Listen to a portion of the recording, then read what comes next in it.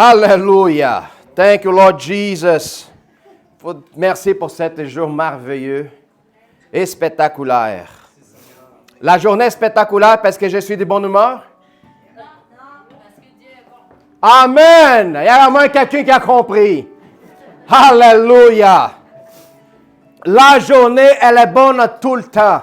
Parce que tout ce que Dieu a créé est bon. La journée, ça ne concerne pas mon état d'esprit, mon état émotionnel, non. La journée, elle est bonne tout le temps. C'est moi qui je dois dealer avec mon état spirituel. C'est ça la différence. Quand je sors de mon état spirituel, il faut que je retourne à m'aligner avec lui qui a bâti toutes choses et qui a créé toutes choses parfaites. Amen. Alléluia. On commence déjà en partant comme ça. En donnant le bienvenue à tout le monde. La paix et l'amour de Dieu soient avec vous. Luna, merci. Touche ici. Tu danses très bien, Luna. Merveilleux. Alors, bienvenue les frères et sœurs au nom de Jésus-Christ. Premièrement, je vous remercie pour tous ceux qui ont prié pour moi, pour la récupération. Ça va beaucoup mieux. Puis, je m'ennuie pas mal d'être ici en train de prêcher. Alors, préparez-vous que c'est le feu à sortir. Je vous ai dit de rapporter l'extincteur, mais non, ce n'est pas besoin. Les différences de chrétiens, c'est ça. C'est comme Nabucodonosor, il a menacé Sadrach, Ménach, Abednego, il dit, je vais vous mettre dans le feu. Puis c'est là même dans le feu qu'on rencontre les seigneurs. Amen. Alors, plus qu'il ramène de feu, plus qu'on a. Plus qu'on en veut. Amen. Bring the fire. Bring the fire. Ramène le feu. Je ne veux le feu. Dans quelle circonstance? Doesn't matter. N'importe quelle circonstance. Les autres étaient dans une circonstance de péri contre leur propre vie. Mais aussitôt qu'on rentrait dans le feu, qui pensaient que c'était la fin de leur vie, c'est là qu'était le début de la nouvelle histoire. C'est Sadrach, Mésac, Abednego. C'est là quand on pensait qu'ils allaient mourir, c'est là véritablement qu'ils ont rencontré le Fils de l'Éternel. Amen. Alors ne pense pas que quand le fin de l'histoire, ça serait vraiment la fin. Peut-être ça serait le début d'un nouvel commencement. Amen. Alléluia. Je vais donner le bienvenu à notre sœur qui vient pour la première fois. Catherine? Non, c'est la deuxième fois. Ah, deuxième fois. Kathleen. Bienvenue, Kathleen, pour la deuxième fois. Je n'étais pas là l'autre fois. Brigitte, range-moi pas.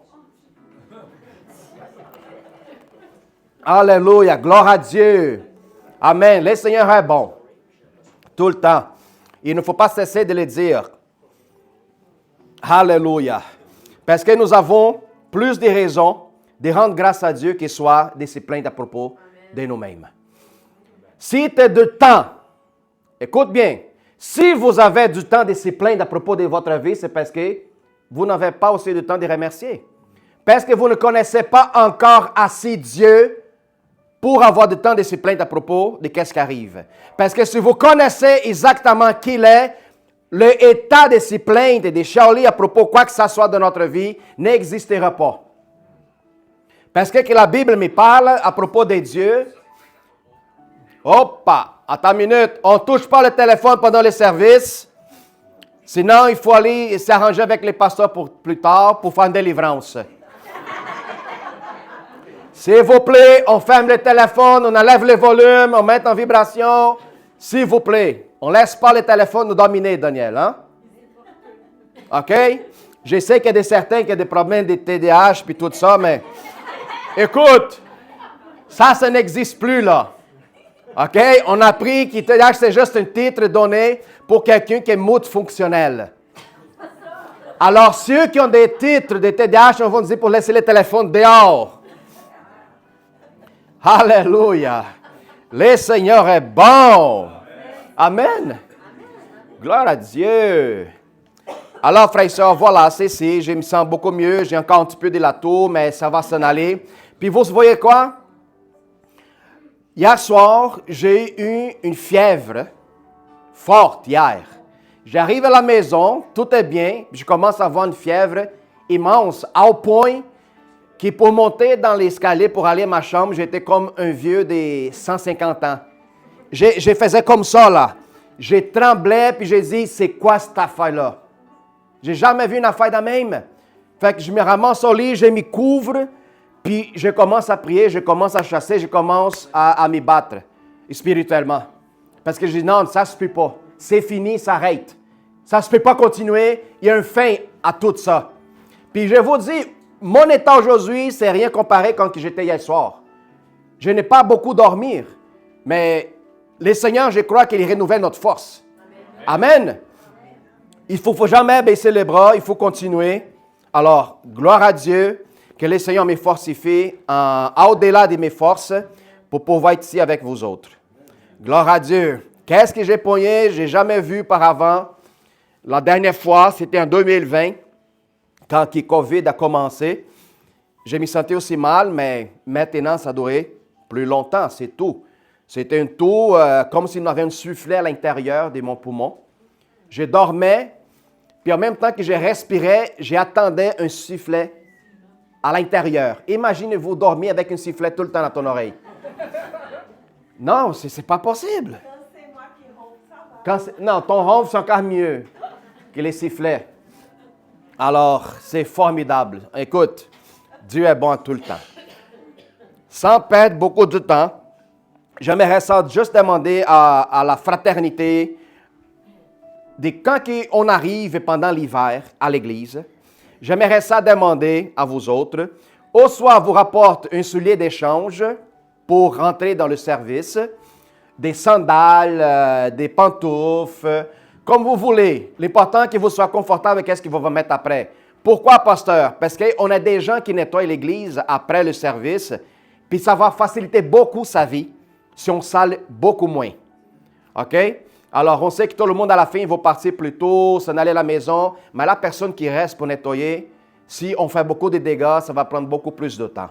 Alors, je vous prie, s'il vous plaît, ou vous ramenez des souliers d'échange, ou vous allez mettre des bottines d'hôpital en plastique. D'accord? Merci beaucoup pour la compréhension. Alléluia. Alors, on va aller voir la parole de Dieu, en Marc 9. 14 à 29.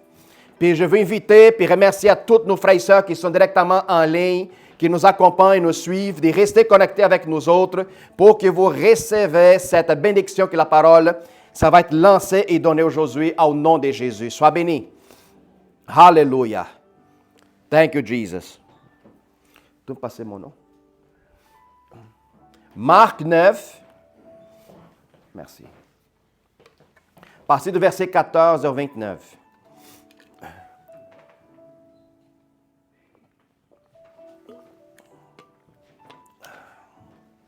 Hallelujah. Thank you, Lord Jesus. Vendredi, c'est une journée merveilleuse. On a parlé à propos du pensée de l'homme. Comme que ton pensée, ça va déterminer ton avenir. Si tu n'es pas capable de contrôler ce que tu penses, tu n'es pas de contrôler ta vie. Point final. Puis ça par rapport avec Dieu, puis ça par rapport avec le diable, ça par rapport avec vous.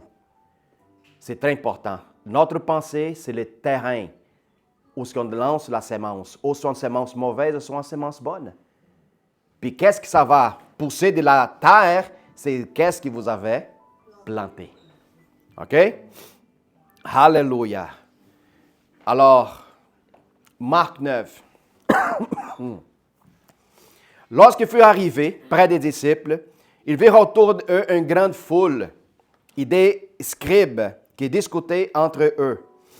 Dès que la foule vit Jésus, il fut surprise et accourut pour les saluer. Il leur demandait, « Sur quoi discutez-vous avec eux? » Et un homme de la foule, il répondit, « Maître, je ramène auprès de moi mon fils, de toi mon fils, qui est possédé d'un esprit muet. Et quelques lieux qu'il saisisse, et il s'y jette par terre. L'enfant écume.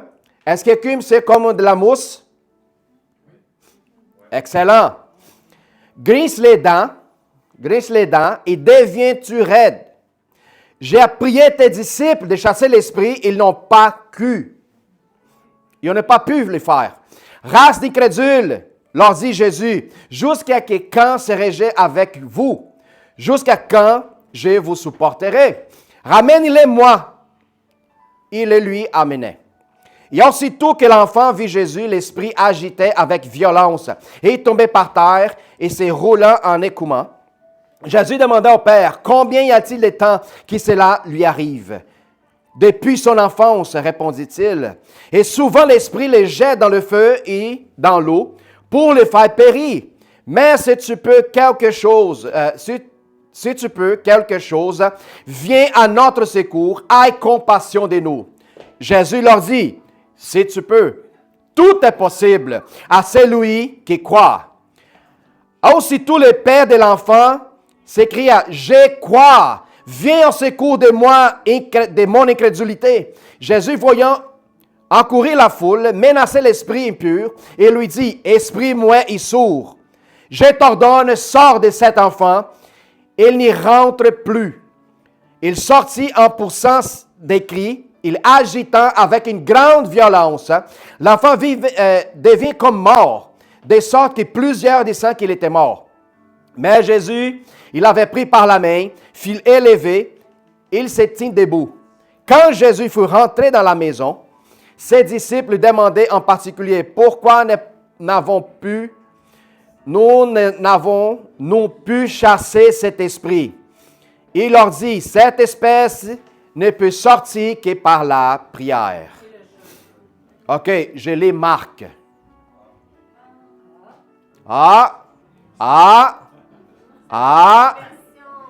Ni Marc ne parle pas de version. Marc ne parle pas pour les jeunes. Et Luc, le livre de Luc, ne parle même pas de les prières et les jeûnes. La seule évangile qui parle à propos des prières et jeûnes, c'est le livre de Matthieu. Alors, pourquoi que nous lisons ça? Pour qu'on apprenne une chose. Une des premières raisons pourquoi que les disciples ne pouvaient pas chasser les démons de l'enfant, c'était quel, pasteur? Et que la plupart des gens ne comprenaient pas et ne remarquaient pas le problème. De quelle situation nous sommes en train de parler? La parole de Dieu parle à propos de l'enfant qui, encore une autre fois, chasse Benoît cet esprit. Benoît, chasse cet esprit, Benoît. Alléluia. La parole de Dieu parle à propos d'un enfant qui était lunatique. Savez-vous c'est quoi lunatique? T'es sûr? C'est quoi lunatique, frères et sœurs?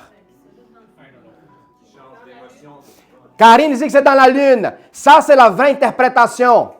OK? Qu'il soit dans le grec, qu'il soit dans le latin, la définition, elle vient la même, c'est quelqu'un qui est dans la lune. Pourquoi? Parce qu'un lunatique, il montre une comparaison par rapport à la lune. Pourquoi? Parce que la lune, elle change des phases. Alors, quelqu'un qui est lunatique, il y a plusieurs définitions qu'on pourrait aller faire un petit tour. L'étymologie du latin, c'est lunaticus. Dans la lune, c'est un facteur de déterminer le comportement humain. Dans le grec, c'est seleniazomai. Seleniazomai dans le grec, qui vient presque la même chose. Être influencé par la lune, lunatique. Être aussi épileptique. L'épilepsie, c'est un des symptômes aussi donnés pour quelqu'un qui est lunatique. OK? C'est quelque chose de semblable. La épilepsie étant supposée influencée par des phases de la lune. Mais ces sens peuvent être mis sans doute selon la connaissance qu'il y a des Grecs concernant l'épilepsie. C'est quoi une personne lunatique? Allons-y voir. On dit qu'une personne est lunatique lorsqu'elle change brusquement et fréquemment d'humeur et de caractère. Il faut distinguer ses comportements en dents de scie, ça va dire sauter d'humeur. Des véritables troubles bipolaires. Ex-troubles maniaques dépressifs, qui sont des troubles psychiatriques aussi très reconnus. Alors, on voit des choses qui sont attachées à l'aspect et le mot qui parle à propos d'une personne lunatique. OK? Alors, on voit directement que lunatique est relié à quelqu'un qui change de l'eau comme un vin aussi rapidement. C'est une personne qui n'a pas de contrôle par rapport à ce qu'il ressent, ses émotions. C'est une personne qui est aussi explosive. Est-ce que je suis là-dedans? Alors, vous êtes lunatique. Ce n'est pas moi qui dis, c'est la parole, c'est les textes, c'est les études, c'est la définition. Il faut qu'on comprenne une chose parce que je vais vous dire bien de choses. Il y a plein de chrétiens qui sont encore lunatiques et on n'est pas encore s'y rendu compte. C'est pour ça l'importance d'absorber le plus possible la parole de Dieu. Connaître notre existence, notre identité, qui nous sommes, pour que notre pensée change. L'aspect de devenir chrétien, ce n'est pas seulement porter un titre, c'est avoir une transformation de vie. Amen. De sortir de l'aspect lunatique pour un aspect de sanctification pleine. Amen. Où est-ce que la parole de Dieu parle un état parfait? Hein? Quoi? Puis la personne qui ne connaît pas Dieu, il dit, ben non, on ne peut pas arriver à un état parfait. Alors, tu ne connais pas la Bible.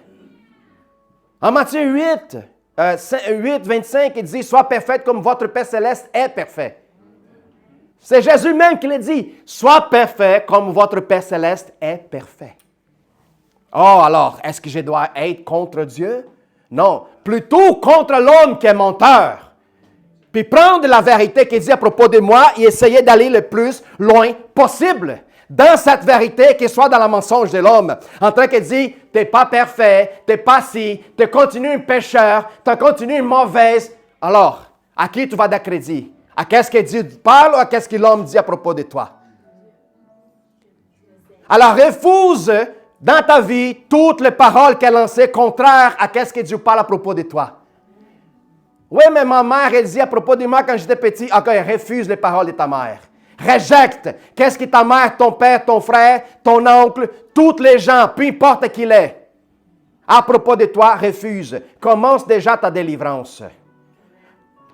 Quel est le comportement d'une personne lunatique? C'est d'avoir du mal gérer ses émotions. On connaît du monde de même?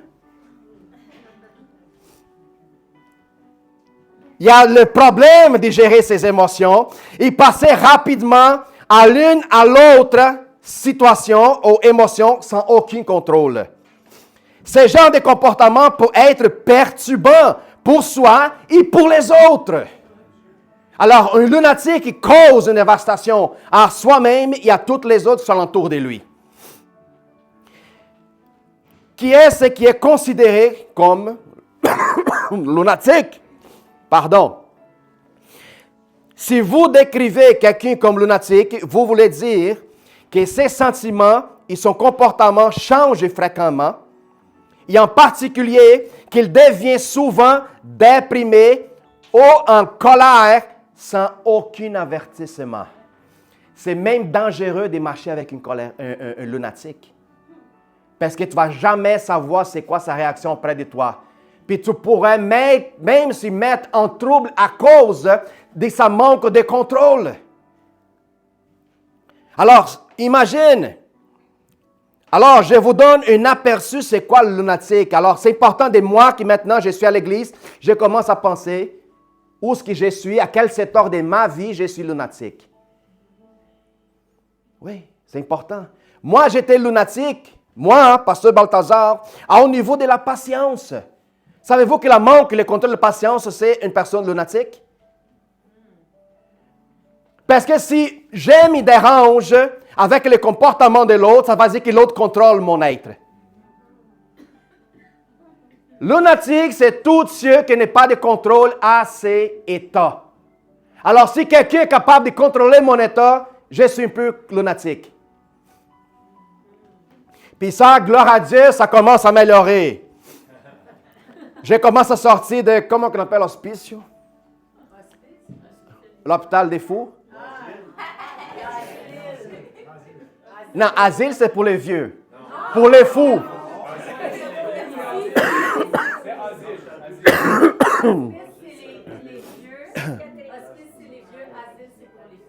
Ah oui? En portugais, c'est différent. Oh oui.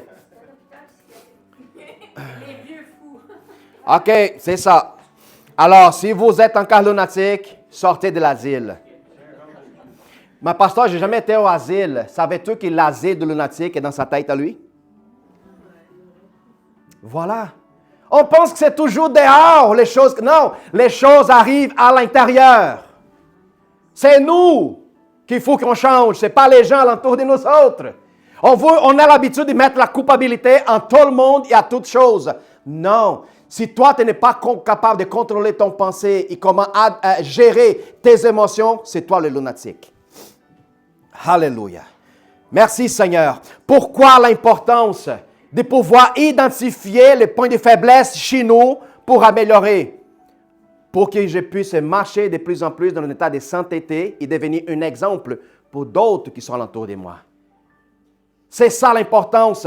Le but de devenir chrétien, c'est de devenir un témoin. Un témoin et un exemple. Devenir comme une référence, tel que Jésus était pour les gens. Parce que dans un monde, ça, ce n'est pas un monde normal. On dirait que c'est un monde, un asile. Le monde est un asile complètement, sans mur, sans plafond, sans rien. Puis le lunatique, c'est même taché comme quelqu'un qui est fou. OK? Loco. Alors, imagine, loco, coco. Alors, ça, c'est la vie d'une personne qui n'est pas capable de maîtriser, pas capable de gérer, pas capable de pouvoir déterminer le moment et n'est pas la circonstance de ses émotions, de ses états. Ça, c'est lunatique. Allons-y voir encore plus. Le lunatique, je parle parfois on donne beaucoup d'emphase dans cette verset à propos de Jésus chasser les démons. Mais on ne parle jamais à propos de lunatique. Puis je vous dis une chose, lunatique, selon ce qu'on vient de voir, ne tombe pas d'une façon correcte dans cette verset biblique. Parce que si je vous avais dit que le lunatique, c'est plutôt un état émotionnel que la personne est en train de vivre, ça n'a pas rapport avec une possession démoniaque. Alors, des versets bibliques, des traductions qui étaient données, d'autres traductions y appellent les lunatiques plutôt comme les possédés. L'enfant possédé. OK? Lunatique, elle ne rentre pas exactement dans le texte selon la personne qui l'a traduit. Le lunatique, je dirais que ce n'est pas le bon mot appliqué à cet garçon qui, dans le texte même, dit qu'un démon le possédait. OK? Alors, lunatique ne rentre pas comme définition de lui. C'est pour ça que je vous ramène, parce qu'il y a beaucoup de chrétiens, aussitôt qu'une personne a une réaction, qui a fait le bacon, ou peu importe, à terre, qu'elle commence à bouger, OK? Ou soit elle a un problème épileptique, ou elle a un problème lunatique, qui n'est pas capable de contrôler, une personne hystérique, elle n'est pas capable de contrôler ses émotions, ou elle est complètement possédée. Si on ne comprend pas la différence, on va mettre tout dans le même panier, puis on va faire un bordel. Puis je vous dis une chose, avant, quand la science ne comprenait pas le fait de l'épilepsie, il y a beaucoup d'églises qui ont commis des erreurs avec des gens qui avaient des convulsions épileptiques à cause du problème neurologique. Ils ont commencé à chasser, ils ont commencé à faire toutes sortes de choses, puis la personne ne changeait pas. Il y a beaucoup de monde qui, malheureusement, avant, ils sont morts à cause d'une réaction parce que beaucoup de gens n'avaient pas la connaissance. C'est important de savoir pour ne pas rentrer dans un état de religiosité. C'est très important de savoir. Alors, le changement des pensées est fondamental pour que je commence à analyser moi-même, dans mon état d'esprit, dans mon état émotionnel. Un lunatique, c'est une personne qui se plaint souvent à propos de tout et à propos de n'importe quoi. Pourquoi c'était nécessaire quand les Israéliens étaient pendant 40 ans dans le désert? Qu'est-ce que les autres ont fait de plus? Dites-moi. Pourquoi ils sont péris dans le désert? Ils se sont plaints tout le temps. OK? Alors, on voit qu'est-ce qui arrive dans cette histoire. Quand que le Seigneur était déjà tanné avec le peuple d'Israël, il a parlé à Moïse et dit, il faut que j'élève une nouvelle génération. Pourquoi? Parce que l'ancienne génération n'a pas voulu changer leur façon de penser. Quand la parole de Dieu dit, pour connaître le royaume, est nécessaire que tu changes ton intelligence, sors de ton position d'esclave pour devenir dans la position de libre, il y a bien des chrétiens qui ne sont pas capables de comprendre. C'est pour ça que Dieu dit, avec ce peuple qui a sorti de l'Égypte, je n'ai rien d'autre à faire qu'il leur fait périr dans le désert. Et de cette génération, je vais enlever une nouvelle. Puis la nouvelle avait les pensées de quoi? Libre. La nouvelle génération, ils n'avaient pas l'idée c'est quoi vivre comme esclave. La nouvelle génération, elle seulement grandit à travers de voir tous les miracles. Les nuées, la colline, les mannes, le loup qui sortait dans la roche. C'est une génération qui a vécu des miracles en tout le temps, mais elle n'avait jamais une pensée d'esclave. Alors, une personne qui est chrétienne, qui refuse de rénover son intelligence, elle est lunatique. Une personne qui continue à s'y plaindre, continue à bavarder à propos de son ancienne vie, c'est parce qu'elle est encore lunatique. Puis il y a bien des lunatiques qui ne veulent pas se faire traiter. Pourquoi la position d'esclave est convenante? Oh, tu ne connais pas mon histoire, c'est pour ça que je suis dans même. Toi, dans même, mais tu peux changer si tu décides de changer ton intelligence. Si tu décides de changer ton pensée, si tu connais ton identité maintenant. Jésus disait à l'homme, tout est possible pour ceux qui croient.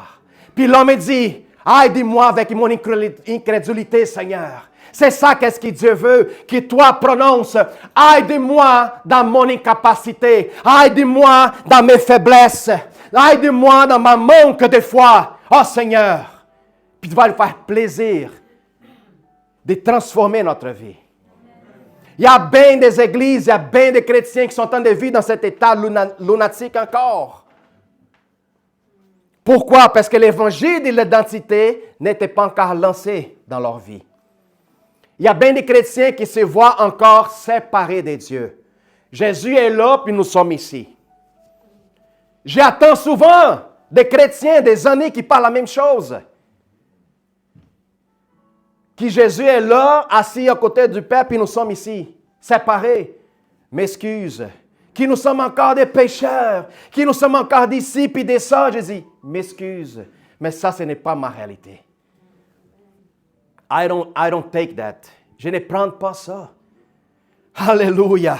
Alors, frères et sœurs, les changements et transformations des pensées et intelligences est fondamental. C'est une question de vie ou mort. Si vous voulez bien savoir, les changements de pensée, une question de vie ou mort. Les lunatiques sont ceux qui ont de la difficulté à se soumettre à l'autorité. Les lunatiques sont ceux qui ont des difficultés à se soumettre à la discipline. J'avais de la misère pour la discipline. Alors, reviens à la présence des dieux. Savez-vous pourquoi? Vous avez reçu l'Évangile. Vous avez reçu le message de vie, transformation, salut, guérison. Puis là, tu vas parler à l'Évangile, la bonne nouvelle à quelqu'un dans la rue. Puis la personne dit quoi? Je veux rien savoir de ton Dieu. Pour moi, je vois la personne, je dis, t'es lunatique. Comment tu refuses tellement un message dans même? Comment tu te refuses ce message? Cette personne, elle doit être lunatique. Si tu refuses un message qui va te rapporter dans une nouvelle dimension de ta vie, va te libérer, va te sauver, va te guérir, va te délivrer, comment tu peux refuser? Il faut que tu sois lunatique. Les lunatiques se refusent à la discipline. Pourquoi que Dieu nous avait donné la loi? Pour que tu obéisses la loi et que tu sors de l'aspect lunaire. Le lunatique fait ce qu'il veut sans mesurer les conséquences. Parce que lui est guidé par ses émotions et sa volonté. C'est pour ça que le Seigneur nous avait donné d'instructions, pour que tu sors de ton état lunatique, pour que tu apprennes que si tu marches par tes propres volontés, tu vas continuer à faire des dégâts. Alors, frères et sœurs, nous devrons sortir de cet état que la plupart du monde n'observe pas. Quand on lit le texte, on met toujours l'emphase « Oh, l'Esprit est sorti par la prière, puis jeûne. » M'excuse, le texte dit que les autres, ils discutaient avant, à l'arrivée de Jésus. Savez-vous c'est quoi la discussion? Les disciples faisaient? Hey, I'm the best, je suis le meilleur. C'est moi qui prie. C'est moi, Pierre, lui qui a choisi. Ben non, mais moi c'est John, moi c'est Jean, lui qui aime plus. Non, mais moi c'est Jacques, je suis le frère du Christ, ou peu importe.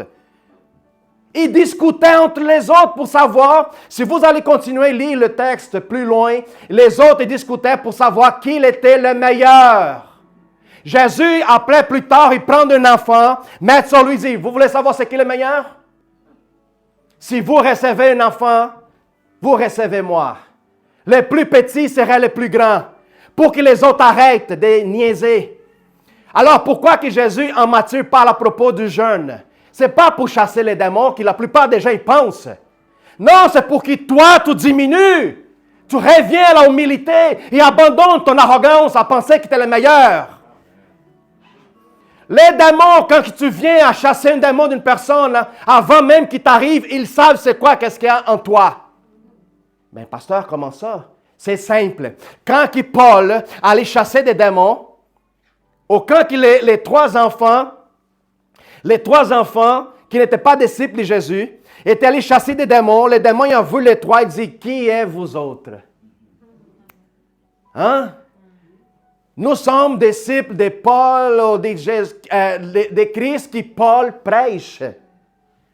Les démons tout de suite le disent, wow, je connais Paul, je connais Jésus, mais vous autres, rien du tout.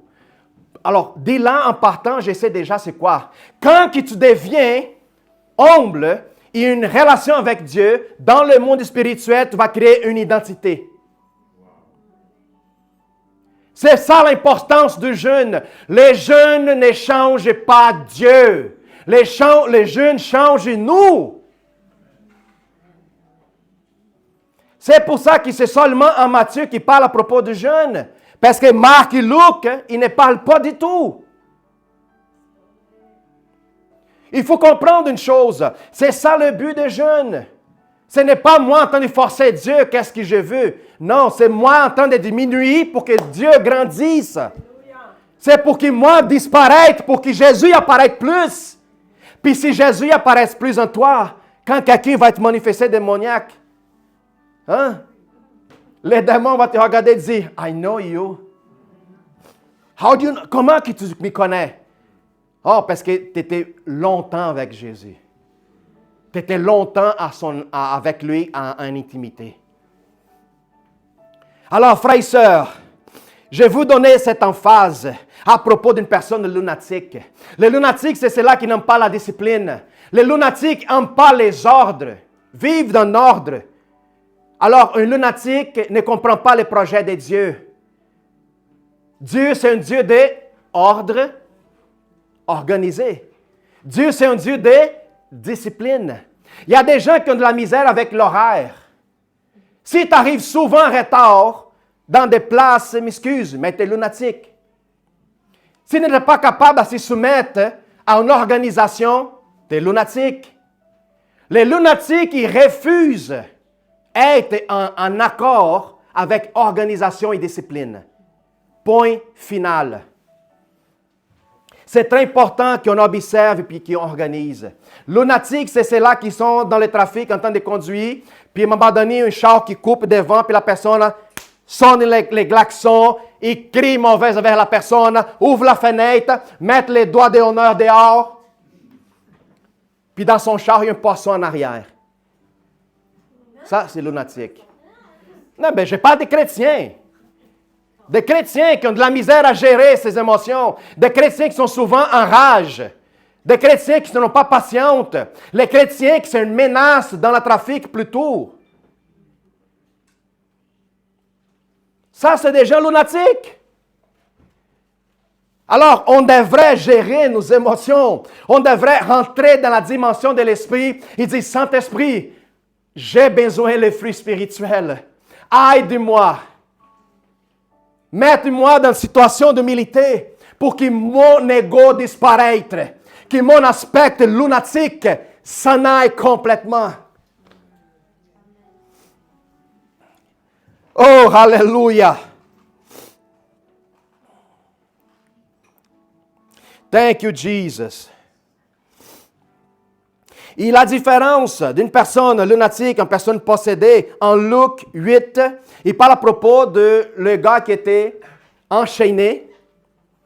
C'est le Messie des Géraséniennes, qui quand Jésus a traversé le mar de la Galilée, l'homme était complètement possédé. Ça veut dire les démons prenaient complètement le contrôle à propos de sa vie. Lui était endémonié. Okay? Les démons avaient contrôle complet de sa vie, autant que lui avait une force extraordinaire. Alors, c'est ça la différence qu'il faut que les gens comprennent. Les garçons, ils n'étaient pas plutôt lunatiques, qui dans cette verset ici, dans cette version qui nous montre, mais lui était plutôt possédé. Ça veut dire, les garçons, ils n'avaient plus contrôle dans son aspect de vie. C'est pour ça il faut qu'on comprenne la différence d'une personne qui a un problème épileptique, un problème neurologique, un problème lunatique, qui n'est pas capable de gérer ses émotions, puis une personne qui est complètement possédée. Comment on traite une personne aussi lunatique parfois, pasteur? Avec la délivrance. Savez-vous que la plupart des lunatiques, savez-vous d'où ce qui s'en vient? Les traumas d'enfance. La manque de pardon. Il y a bien du monde qui est lunatique à cause d'un manque de pardon. Hein? Oui, mais moi, quand j'étais petit, j'ai passé par telle situation, j'ai été abusé, peu importe. Puis cette personne, elle a vécu avec cet aspect d'abus toute sa vie, grande. Puis là, quand on parle avec elle, puis un événement arrive, la personne, elle déclenche les stades de défense. Sa réaction, ses émotions, elle est explosive. Puis on parle, oh, qu'est-ce qui arrive? C'est une personne lunatique. Mais il y a une raison en arrière de tout ça.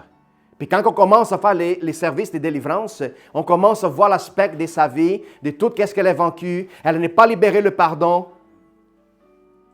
Puis est possible d'arriver à la guérison? Oui. Il y a la guérison pour les épileptiques, il y a la guérison pour les lunatiques, il y a la guérison pour les possédés. Alors, c'est important de savoir c'est quoi les trois aspects des choses pour ne pas rentrer dans la folie puis commencer à confondre puis mettre tout dans le même panier. Amen. Mais pasteur, par la prière, on peut faire toutes les choses? Oui. Quelqu'un qui est épileptique, tu peux prier pour lui puis être guéri à l'instant. Quelqu'un qui est lunatique, tu pourras avoir une prière de délivrance avec lui puis la personne est libérée. Puis les possédés, bien sûr, parce que tous les démons s'y soumettent au nom de Jésus-Christ. Amen. Alors, qu'est-ce que ça prend? Faith, la foi. Alors, frères et sœurs, c'est important, énormément, savoir distinguer et savoir quand nous sommes en train de rentrer dans une situation. Normalement, la meilleure chose à faire, c'est de parler, c'est de savoir comprendre. OK? La première chose que j'ai fait, c'est quoi? J'ai pris et je chasse. Pourquoi? Parce que s'il y a un démon, il va être éliminé. Si la personne continue à avoir des symptômes, là, on embarque dans un autre aspect. OK? Psychologique, neurologique. Puis là, on commence à évaluer puis vérifier la situation. C'est très important. Alors, la vie, elle est devant nous autres. Si je ne suis pas capable de gérer la situation de ma vie dans laquelle je suis en train de marcher, c'est comme toi en train de vivre dans un bateau où il n'y a pas de gouverneur. Hein? C'est la même chose. C'est quoi ton destin? Tu demandes à la personne qui est dans un bateau sans gouvernance. Un gouvernail. Un bateau qui n'a pas de gouvernail, tu demandes à la personne, c'est quoi ta destinée? Qu'est-ce qu'elle va te dire? Je ne sais pas. Une personne qui ne sait pas sa gouvernail et sa direction, elle ne va jamais atteindre quoi que ce soit dans sa vie. Si tu donnes un billet à la personne, elle va recevoir et dire, « Ah, un billet, merci, c'est pour aller où? » Puis tu l'as dit, « Je ne peux pas te dire, il n'y en a pas de destination. Tu prendrais ce billet? » Ben, c'est gratuit le billet. Mais si tu ne sais pas la destination, tu vas t'en douter et dire, « Wow, attends une minute. » Tu ne sais pas si la destinée, c'est un avion qui va devenir, ça va exploser, va tomber dans l'océan, ça va exploser, ou peu importe. Alors, si je fais attention à certaines choses qui, même gratuites, ça me cause un souci, pourquoi je ne fais pas attention à tout ce qui se passe au niveau de mon pensée? Pourquoi que je ne commence pas à évaluer puis analyser quel aspect de ma vie que je suis encore lunatique, qu'il faut que je change?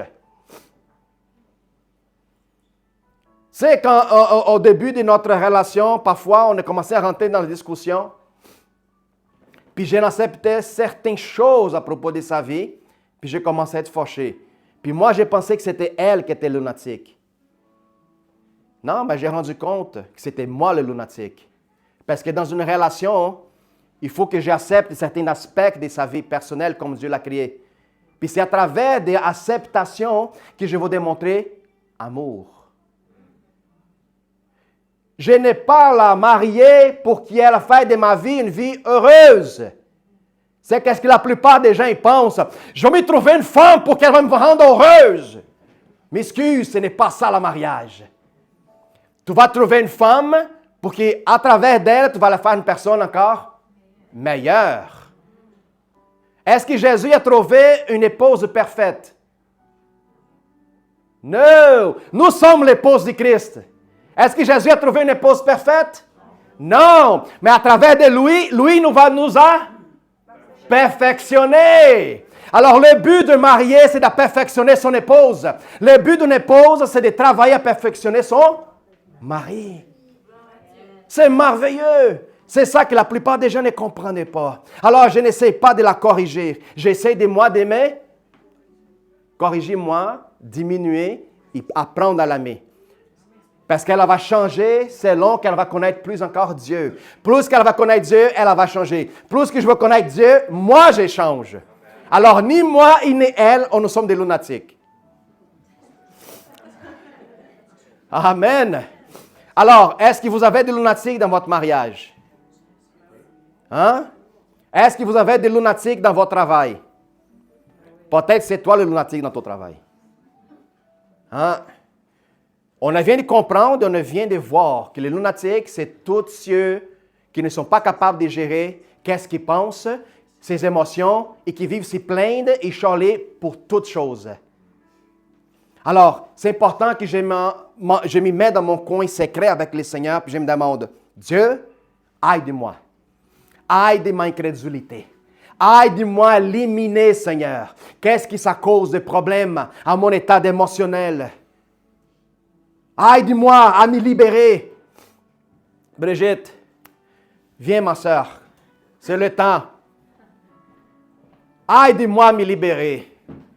Plein de gens comme moi, vous autres, on a besoin de cette libération. La question est-ce que vous voulez être libéré? C'est ça la grande question. La libération, elle est disponible, mais ce n'est pas tout le monde qui veut se libérer. L'état d'être lunatique et affaibli, c'est convenant pour beaucoup du monde. L'état de pauvreté, elle est convenable à beaucoup du monde. Parce que beaucoup du monde aime se faire frotter la tête. Pauvre toi. Oh, pauvre toi. Mais ça, ce n'est pas un aspect privilégié dans la présence de Dieu. C'est important de savoir la différence. J'ai plein d'amis, j'ai plein de gens que je connais. J'ai plein du monde que j'observe, que j'analyse leur vie. Mais tranquillement, on travaille, on travaille, on gère tranquillement l'aspect de la vie. Puis je vais vous dire une affaire, plus qu'on travaille avec les gens à propos de leurs failles, je regarde encore plus la mienne. C'est formidable. Ça, c'est merveilleux. Alors, pourquoi que nous sommes ici à l'église? Une fois, les gens, un monsieur chrétien, il dit, « Ah, je cherche encore une église. » Mais moi, j'aime pas ça, qu'est-ce que les pasteurs de cette église parlent. Cette là non plus, celle-là non plus, celle-là non plus. C'est quoi les diagnostics de cet monsieur? Lunatique. Il n'est jamais satisfait avec personne. Ah non, j'ai vu quelque chose qui soit biblique. Puis là, je lui ai posé une question. Dites-moi une chose. Toi, tu es 100% biblique? Non. Alors pourquoi tu cherches quelque chose qui est 100% biblique si toi-même tu n'es pas? Je l'ai dit, moi, je suis pasteur d'une église, puis moi, parfois, je ne suis pas biblique. Quoi? Ah oui. T'es surpris? Non, je n'ai pas surpris, moi. Parfois, on met une liste d'exigences pour donner une excuse pour cacher ma situation lunatique. Alors, on devrait s'y rendre comme le monsieur qui avait son fils malade. S'y rendre humble, reconnaître ma faiblesse, reconnaître mon côté lunatique et dire au Seigneur, aide-moi avec mon incrédulité. Aide-moi à travailler mon cœur. Aide-moi à reconnaître mon état lunatique, qu'il faut que je change, Seigneur. Parfois, je suis lunatique comme ma femme. Parfois, je suis lunatique avec mes enfants. Parfois, je suis lunatique avec mes frères et sœurs à l'église. Puis j'ai besoin de changer. L'aspect de vouloir changer, ça va dire, Seigneur, je reconnais mes faiblesses. Puis c'est un état d'humilité que Dieu adore. Puis c'est quand on reconnaît notre faiblesse, c'est là où il lui pourrait travailler en nous autres. Alléluia. C'est le meilleur état d'y rentrer dans sa présence en reconnaissant que je suis poussière, que j'ai besoin de son aide, que j'ai besoin de sa présence, que je ne suis pas meilleur que mon frère qui est à côté. Que de la même façon qu'il a besoin d'aide, moi aussi j'en ai besoin.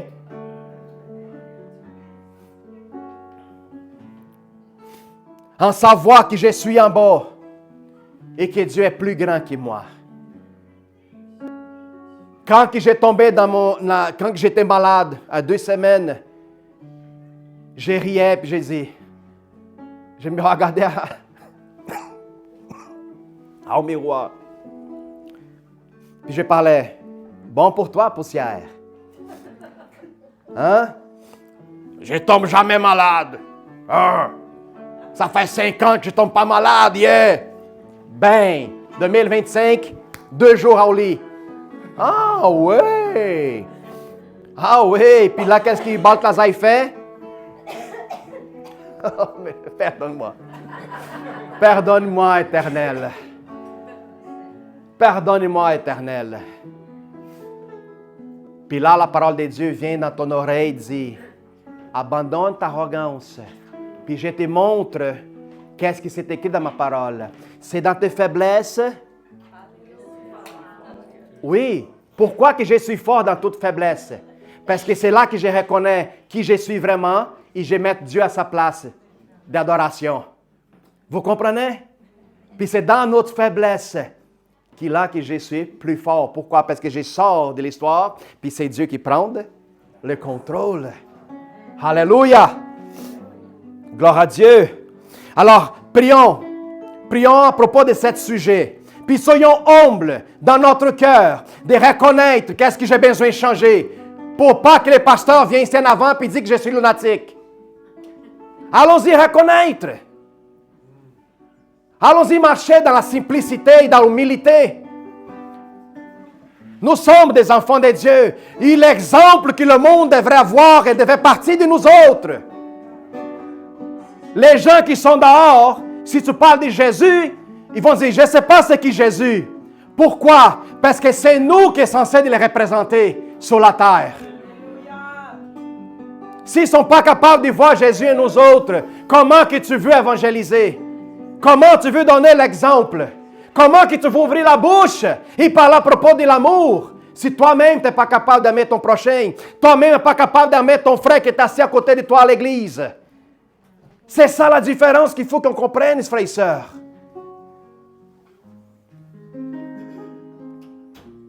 Voilà. Changeons notre vie. Père éternel, j'ai pris que ce changement fasse place à nos cœurs. Changez notre pensée. Fais de moi, Seigneur, cette nouvelle génération, Père, qui oublie les temps d'esclaves à l'Égypte. Puis je commence à renouveler mon intelligence, telle que l'intelligence de Christ, l'intelligence de la croix, l'intelligence renouvelée par ton sang, l'intelligence, Seigneur, transformée par ton esprit.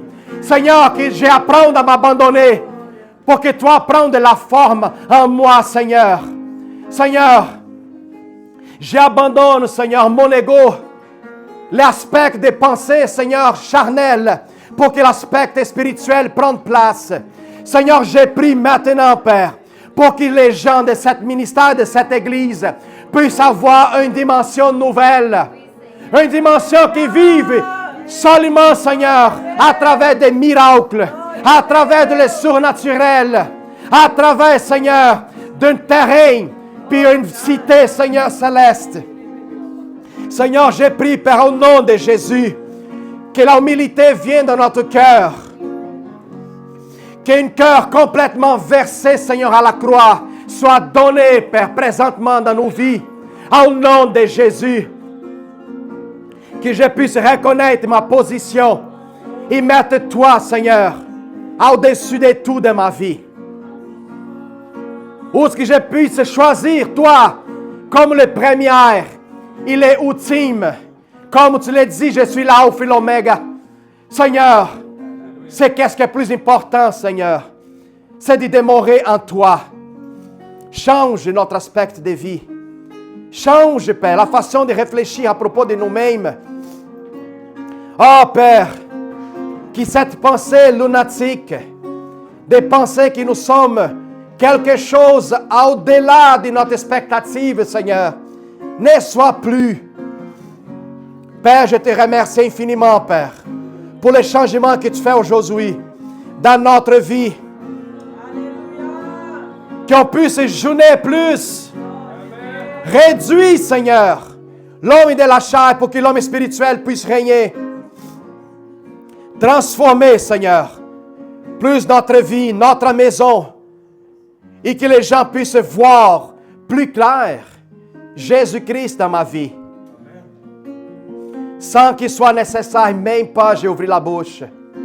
Seigneur, j'ai prié, Père, qu'il nous aille un cœur de repentance, un cœur de contrition, un cœur disponible à servir, un cœur disponible à donner tout, Seigneur, sans attendre quoi que ce soit en retour.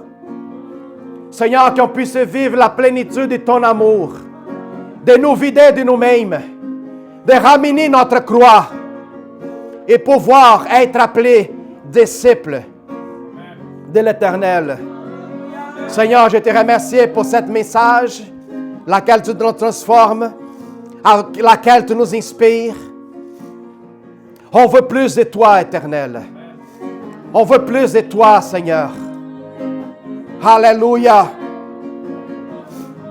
Aide-nous, Seigneur, à nous positionner. Aide-nous à prendre une décision aujourd'hui de vouloir devenir plus comme toi. Je t'aime, Seigneur. Et qu'on puisse grandir ensemble, en unité, dans une seule pensée et un seul esprit. Je remercie au nom du Père, du Fils et de le Saint-Esprit. Alléluia. Amen, frères et sœurs. Gloire à Dieu pour ça. Vous avez reçu.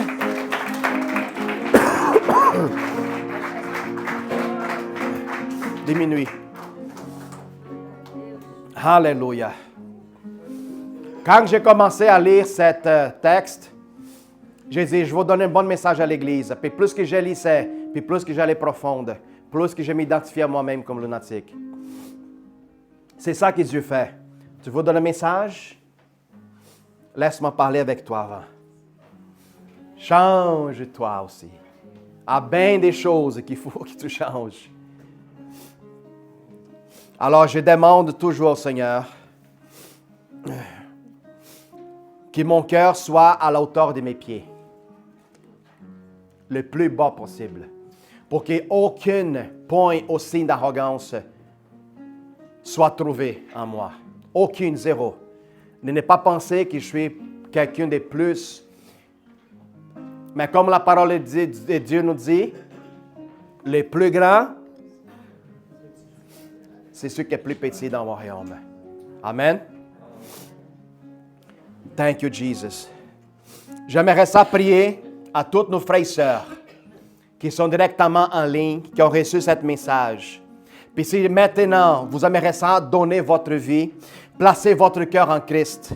Si vous n'avez jamais entendu un message tel quel, si vous venez de découvrir que vous êtes un lunatique à l'aspect psychologique, émotionnel, j'aimerais ça, si tu veux rentrer dans la famille de Christ, que tu fasses une prière avec moi, puis tu puisses répéter, Seigneur Jésus, je crois que tu es le Fils de Dieu et que tu es mort à la croix pour moi.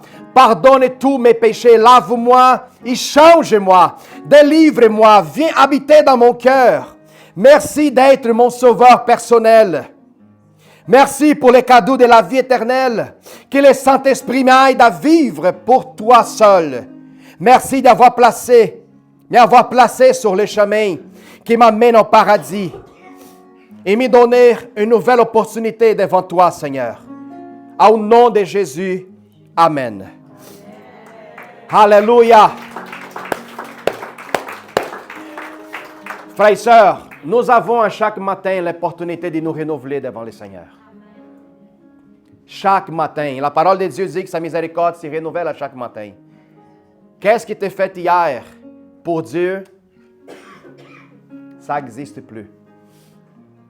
C'est important qu'à chaque matin, tu aies un nouveau but d'existence. Une nouvelle direction. Une nouvelle vision. Une nouvelle façon de penser. Amen.